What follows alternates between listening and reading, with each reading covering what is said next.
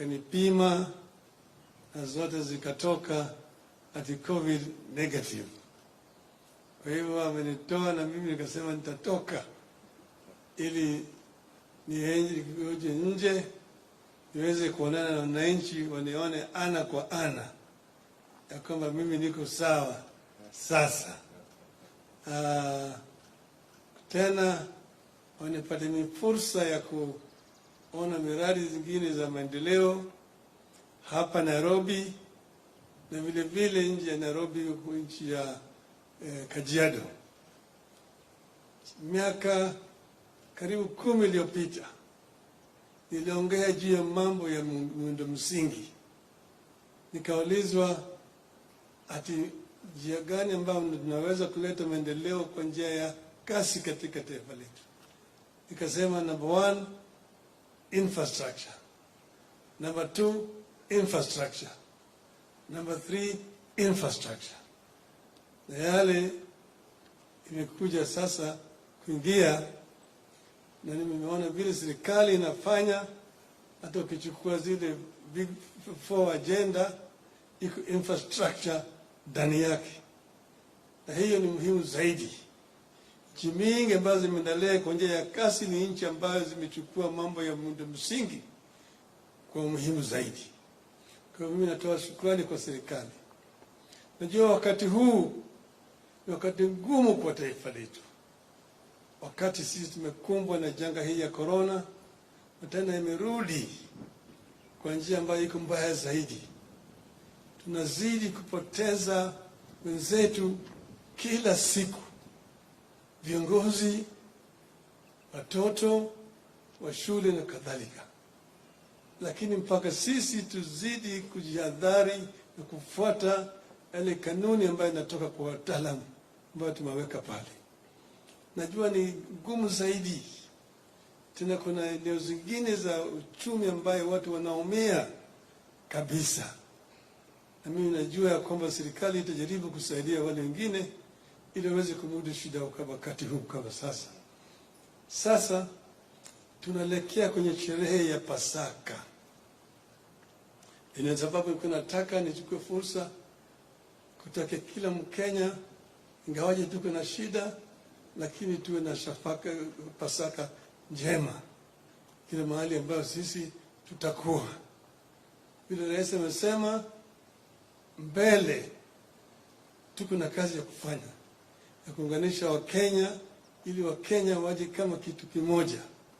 Tunataka kurudisha Kenya kwenye gurudumu pale ambaye ilianza wakati tulipopata uhuru, ili Wakenya wawe kama Wakenya ambaye hakuna ubaguzi ya kabila, ubaguzi ya kijinsia, ubaguzi ya kirangi na kila kitu. Mimi nina hakika tukiungana pamoja tutafaulu. Hivyo Pasaka njema kwa kila mtu, na tuombe Mwenyezi Mungu azidi kulinda taifa letu. Asante. Kwa hivyo wapatia nafasi kuuliza maswali zenu. All right. My name is Sam Gituko from Citizen TV, and it's good to see you, former Prime Minister, in your element. I just want you to clarify or tell us about what the kind of treatment regime you're going through, and as you went through these 3 weeks, were you scared at any point in time? And to you, Mr. President, of course, after the measures that you announced last week on Friday, there's been a lot of cry, especially from institutions and firms that have been affected by the partial lockdown and the other containment measures. So for you, as you listen to this cry, which sometimes mostly is genuine, what is that will make you decide to go back to the economy operating in full capacity, as it were? Well, you hardly can tell how you contract this disease, because you really try to do your best. Like I've been keeping social distancing, been wearing masks, and I've also not been avoiding crowding. But it just comes, and you find yourself feverish and getting a little bit weak. And then when they do the test, then they find that you are positive. But I believe that the best way to go is to follow the instructions that we are getting from our experts. There's really no other way out of it. And, but also, now that vaccination is available, I really want to encourage our people to take advantage, particularly those who are advanced in age, to do vaccination. I am going to personally arrange to do a public vaccination so that people can see that I have confidence in the process. Thank you. I think the issue you raised is a self-answering question. I want to make it categorically clear that the measures that we have imposed are not my measures. These are measures that have been brought to us by those who have the knowledge, the professionals, the doctors, the medical practitioners, the scientists. They went through and we had long sessions with them. And this was their recommendation, that if we are to stem this virus from continuing to grow, kill people, the only thing we can do is to lock down. In fact, if we had gone by their extreme measures, they had wanted us to lock down the whole country. We had to come down to tell them we also have an economy, we also have livelihoods, which we must consider.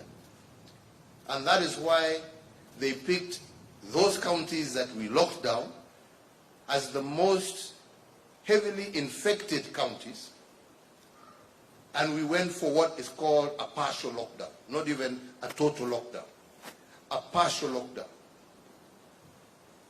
As the Honorable Prime Minister has said, it is true. As a result of that partial lockdown, some segments of our economy are indeed hurting. The hospitality sector, the bars. We also know that churches are not having the opportunity to gather, but at the end of the day, we have not said that people cannot pray. And we welcome people to pray in their homes. But the most important thing is that we must stay safe. And by staying safe means we do everything that is possible to follow the protocols and the guidelines that have been given to us by the health experts. The washing of hands, the social distancing, the wearing of masks, and indeed encourage those, especially of that age bracket that is most vulnerable, is the elderly, who are most susceptible to death, to be vaccinated. And as to when these measures will be removed and we can go back to normal, which is our prayer every single day, depends on how we are able to flatten this curve.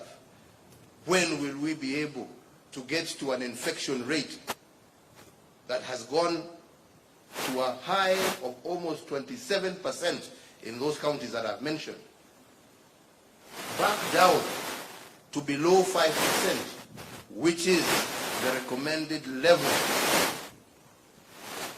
in order for us to be able to open up the economy again. So all I can say is, fellow Kenyans, I know it is difficult, but we cannot pretend that this disease is not with us. We cannot ignore the advice that we are getting from the World Health Organization, from CDC Africa, from our own experts, that the only way to save lives is to take the measures that we have taken. Please, let us work together. Let us cooperate and collaborate with our health experts. And the sooner every single Kenyan begins to do that which is necessary, the sooner we shall be able to get back to normal. Next. Thank you, Mr. President. My name is George Maringa from KTN News. And as you speak about, ensuring that the percentage reduces to below 5%, we've seen the donation to the 5 countries. And the question that, of course, Kenyans are asking is, when shall, last year you introduced, or rather you announced the mitigation measures to cushion Kenyans.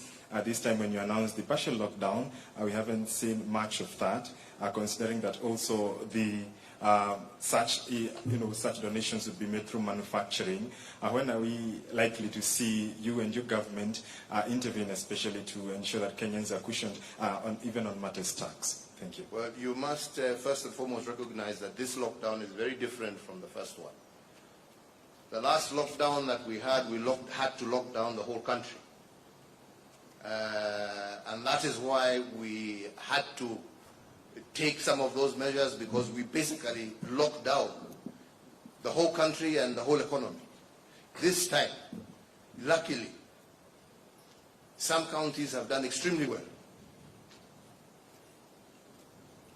And the rate of positivity was not the same across the whole country.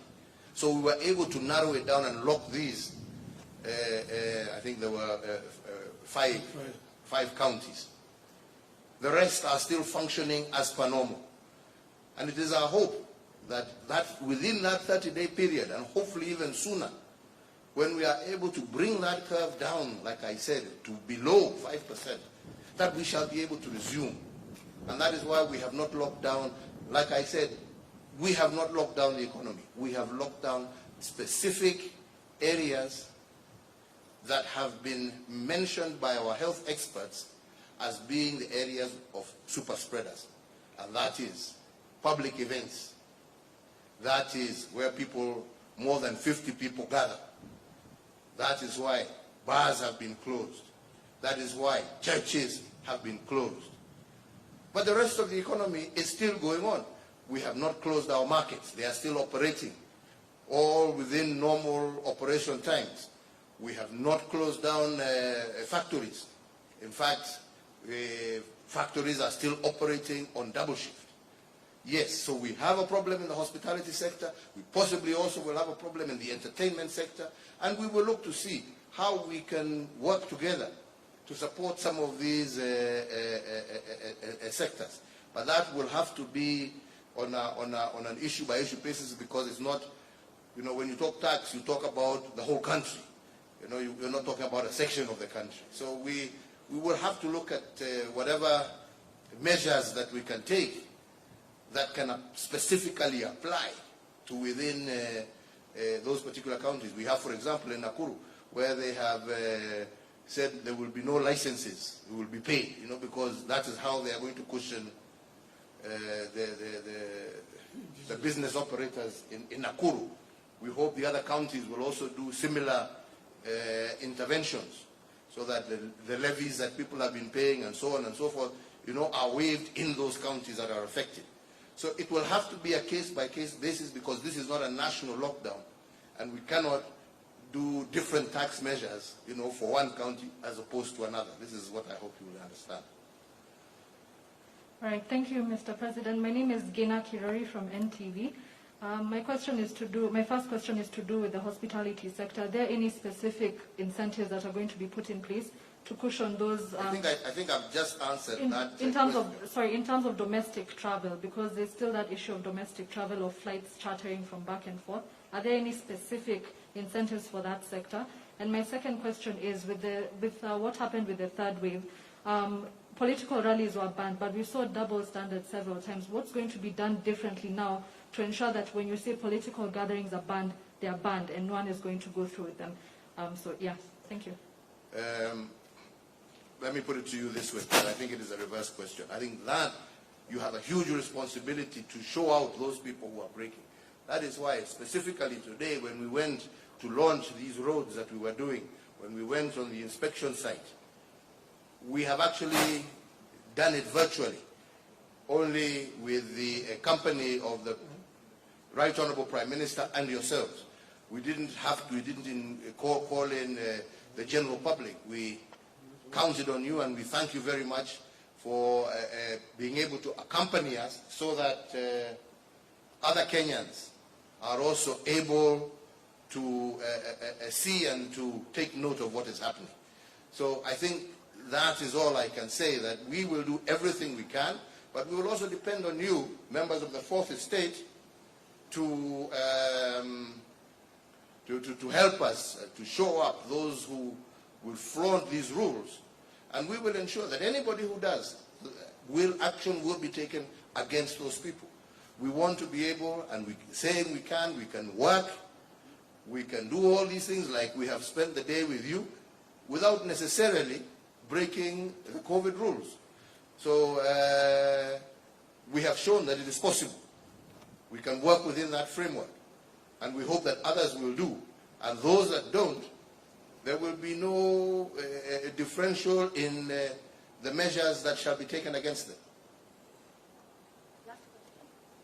Oh, thank you so much, Mr. President. My name is Givas Rumaina from K24. My question is, on regards to, the vaccination and the vaccines, and this is AstraZeneca, a section of Kenyans are worried that we've only managed 1.2, doses, and some have taken their first doses, some have not yet taken it completely. What's the progress so far, for those who have taken? Some are saying if the government, there's no plan or it could delay, then they could miss on their second doses, and even for those who have not taken completely. Thank you. I want to assure you that nobody who has taken their first dose, and that I can give you complete assurance, is going to miss out on their second dose. That's point number one. Point number two is that it is a fact that there is a global problem in the supply chain of vaccines. Every single country is having problems accessing vaccines. But what we are doing is working day and night with all the different partners that we have across the world to ensure that we are able to get these vaccines in the shortest time possible in order to be able to, first and foremost, ensure that all frontline workers are vaccinated.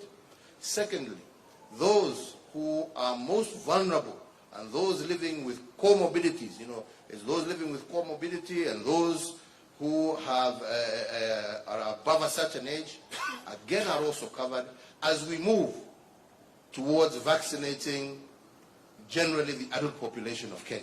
So we are working day and night to ensure that we have these vaccines here and available. But I give you the assurance that anybody, and that is why it is very important for the records that are being maintained by, that's why you're being asked for your telephone number, your place of residence, and all those questions. Those questions are so that when your time comes for the second injection, you are made aware that your vaccine is in place X. Please make yourself available to be administered with a second dose. So nobody who has received the first dose will miss out on the second. And point number two is that we are working day and night to ensure that we are able to get the necessary supplies in order to be able to vaccinate our population.